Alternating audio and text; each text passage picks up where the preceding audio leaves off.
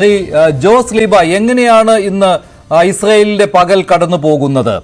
എന്തെങ്കിലും തിരിച്ചടി ഇറാന് നൽകുമോ ഒരു ചർച്ച എല്ലായിടത്തും ഉണ്ടല്ലോ. എങ്ങനെയാണ് അവിടെ നിന്ന് താങ്കൾക്ക് പറയാൻ കഴിയുന്നത്? എന്താണ് അവിടുത്തെ ഒരു അവസ്ഥ?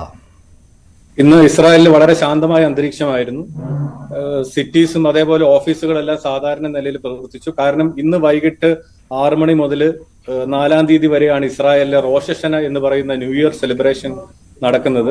അതുകൊണ്ട് ആളുകൾ ആ ഒരു ന്യൂ ഇയർ സെലിബ്രേഷന്റെ ആ ഒരു മൂഡിലാണ് ഉള്ളത്. യാതൊരുവിധ ഭീതിയും നിറഞ്ഞൊരു അന്തരീക്ഷം ഇപ്പൊ ഇസ്രായേലിൽ നിലവിലില്ല. ജോസ്, അവിടെ ഇന്നലെ അയൺ ഡോം കവചം ഉപയോഗിച്ചുകൊണ്ട് ഇറാന്റെ എല്ലാ മിസൈലുകളെയും നിർവീര്യമാക്കി ഒരാളപായവും ഇല്ല എന്നുള്ളതാണല്ലോ ഇസ്രായേലിന്റെ ഔദ്യോഗിക വിശദീകരണം. പക്ഷേ ഇറാൻ അങ്ങനെയല്ല പറയുന്നത്. മിസൈലുകൾ ലക്ഷ്യത്തിലെത്തിക്കാൻ കഴിഞ്ഞു എന്ന് പറയുന്നുണ്ട്. ഇക്കാര്യത്തിൽ ഇസ്രായേൽ നൽകുന്ന വിശദീകരണത്തിന് അപ്പുറമായിട്ട് എന്തെങ്കിലും സംഭവിച്ചിട്ടുണ്ടോ ഇസ്രായേലിൽ, പ്രത്യേകിച്ച് ജെറുസലേമിലും ടെൽ അവീവിലും? നമ്മുടെ അറിവിൽ ഓരോ സ്ഥലത്തുനിന്നും ഓരോ വീഡിയോസ് എടുത്ത ആളുകൾ ഇവിടെ ഷെയർ ചെയ്യുന്നുണ്ട്, ഇവിടുത്തെ ലോക്കൽ മൊബൈലിൽ.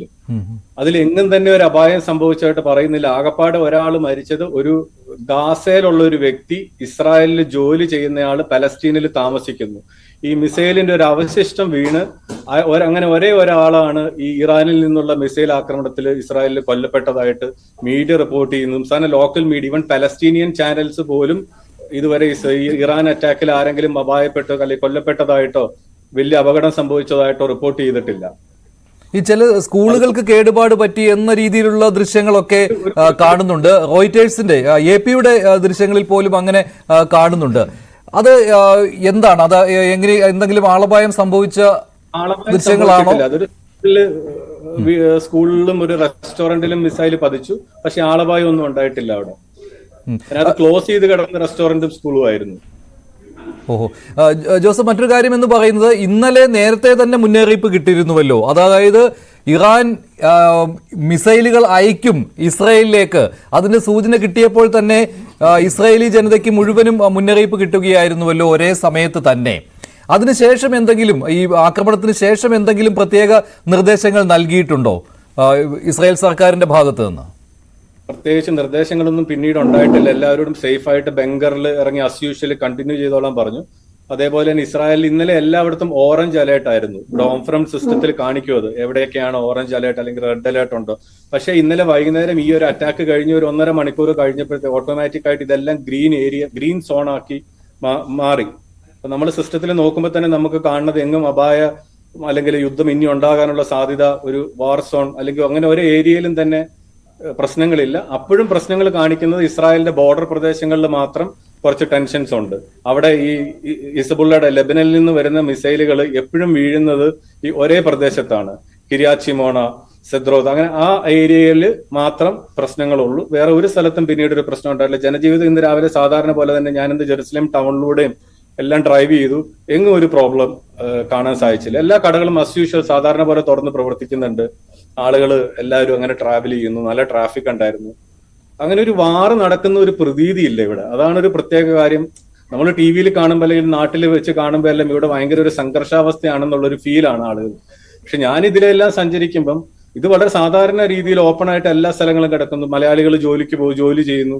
ആർക്കും ഫോൺ ചെയ്തിട്ട്, എന്നാലും ഇനി ഇറാനെ അറ്റാക്ക് ചെയ്യും, ഇസ്രായേൽ പറഞ്ഞിട്ടുണ്ട് ആണവ ഏരിയയും അതേപോലെ മറ്റു സ്ഥലങ്ങളിലേക്ക് ഒരു അറ്റാക്ക് ഉണ്ടാവും എന്ന് പറഞ്ഞിട്ടുള്ളത് കൊണ്ട് അതെപ്പോ സംഭവിക്കും എന്നുള്ളൊരു ചെറിയ ചിന്ത ആളുകളിലുണ്ട്. അതല്ലാതെ വേറൊരു ഭീതിയായിട്ടൊന്നും എങ്ങും തന്നെ കാണാൻ സാധിച്ചിട്ടില്ല.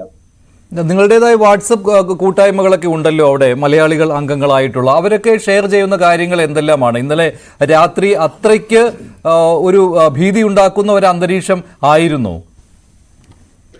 രാത്രിയിൽ ഭീതി ഉണ്ടാക്കുന്ന അന്തരീക്ഷമായിരുന്നു. നമ്മൾ വീട്ടിൽ നിന്ന് പുറത്തിറങ്ങി നോക്കിയാൽ കാണുന്നത് മേളിലൂടെ മിസൈലുകൾ പോകുന്നത് നമുക്ക് കാണാം. അപ്പൊ അത് തന്നെ ആളുകൾ നിന്ന് ഫോട്ടോ എടുക്കുന്നു, ചിരിച്ചു കളിച്ചത് നോക്കുന്നു. ഇതൊക്കെയാണ് നമ്മൾ ആളുകളിൽ കണ്ടത്. അതായത് പേടിച്ചാരെങ്കിലും ഓടിപ്പോയി ഒളിക്കണ ഒരു സീനും ചില സ്ഥലങ്ങളിൽ ഉണ്ടായിട്ടില്ല. അതേപോലെ ഇസ്രായേലിലെ പല ഭാഗത്തും ആളുകൾ ബങ്കറിൽ ഇരുന്നിട്ടുണ്ട്. ചില സ്ഥലങ്ങളിൽ ആളുകൾ റിലാക്സ് ചെയ്ത് നടന്നതും കാണാം, ബങ്കറിൽ ഇരിക്കാതെ. അങ്ങനെയുള്ള അനുഭവം ഇന്നലെ ഉണ്ടായി. അത് ഇസ്രായേലിന്റെ ആ പ്രതിരോധം അത്ര ശക്തമാണെന്നുള്ള കാര്യം ജനങ്ങൾക്ക് അറിയാം. അതുകൊണ്ടല്ലേ ഈ അയൺ ഡോം സംവിധാനം അത്രമാത്രം കാര്യക്ഷമമാണ്. അതുകൊണ്ട് ഏത് മിസൈൽ ആക്രമണത്തെയും ചെറുക്കുവാനുള്ള ശേഷിയുണ്ട് എന്നുള്ള ആത്മവിശ്വാസം ഇസ്രായേലി ജനതയ്ക്കുണ്ട്, അല്ലേ? കാരണം ഇന്നലെ എനിക്കും അത് ഞാനിത് പുറത്തിറങ്ങിയപ്പോ ഒരു വലിയ പേടി തോന്നുന്നില്ല. കാരണം ഇസ്രായേൽ അത് അറ്റാക്ക് ചെയ്ത് തകർത്ത് കളയും, ഇത് നിലത്തേക്ക് വീഴില്ല എന്നൊരു ധാരണ നമ്മുടെ മനസ്സിൽ ഉണ്ട്. കാരണം ഇതിനു മുമ്പിലത്തെ പല യുദ്ധങ്ങളിലും പക്ഷെ ഏറ്റവും സ്ട്രോങ് ആയിട്ടുള്ള രണ്ട് ഇന്തിഫാദ കഴിഞ്ഞു, 5 വർഷം വെച്ചുണ്ടായിരുന്നു. പിന്നീട് ഇപ്പൊ അതിലെല്ലാം കുറച്ചും കൂടെ സ്ട്രോങ് ആണ് ഇത്തവണത്തെ യുദ്ധം. എങ്കിൽ കൂടി അത്ര ഒരു ഭയം നമുക്ക് വരുന്നില്ല. താങ്കൾ ജെറുസലേമിലാണല്ലോ ഇപ്പോഴും, അല്ലേ? തീർത്ഥാടകരുടെ വരവ് എങ്ങനെയാണ് ഇപ്പോൾ?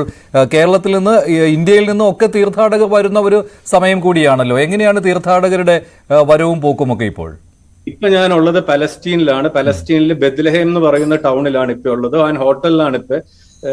ഇന്ത്യയിൽ നിന്ന് ഏകദേശം ഇന്ന് ഒരു 100ഓളം പേര് മൊത്തം വരുന്നുണ്ട്. അതിൽ 50 പേരിപ്പം ഞാൻ ഈ വെയിറ്റ് ചെയ്യുന്ന ഹോട്ടലിൽ സ്ഥലങ്ങൾ കണ്ട് അവര് പല പ്രദേശങ്ങളിലും പലസ്തീൻ, ജെറീക്കോ, അതേപോലെ ഡെഡ് സീ, ചാവുകടൽ ഏരിയ, ഇതെല്ലാം കണ്ട് അവരിപ്പോ ഹോട്ടലിലേക്ക് ഇന്ന് രാത്രി സ്റ്റേ ചെയ്യാൻ വേണ്ടി എത്തും. ഞാൻ ആക്ച്വലി അവരെ വെയിറ്റ് ചെയ്തും കൂടി ഇരിക്കുകയാണ് ഇവിടെ. അവരും വന്നു കഴിഞ്ഞിട്ട് ഒരു പ്രശ്നം നടക്കുന്നതായിട്ട് ഇതുവരെ അറിഞ്ഞിട്ടില്ല. അങ്ങനെ പ്രത്യേകിച്ച് ടെൻഷൻസ് ഒന്നും ഉണ്ടായിട്ടില്ല ഇതുവരെ. ഇനിയുള്ള ദിവസങ്ങളിലും അവരുടെ വിചാരം എല്ലാ സ്ഥലങ്ങളും കണ്ട് തിരിച്ചു മടങ്ങിപ്പോകാന്നുള്ള ധാരണയിലാണ് ഈ വരുന്ന തീർത്ഥാടകരും ഇരിക്കുന്നത്. ശരി, താങ്കളിലേക്ക് വരാം. ശ്രീ മോഹൻ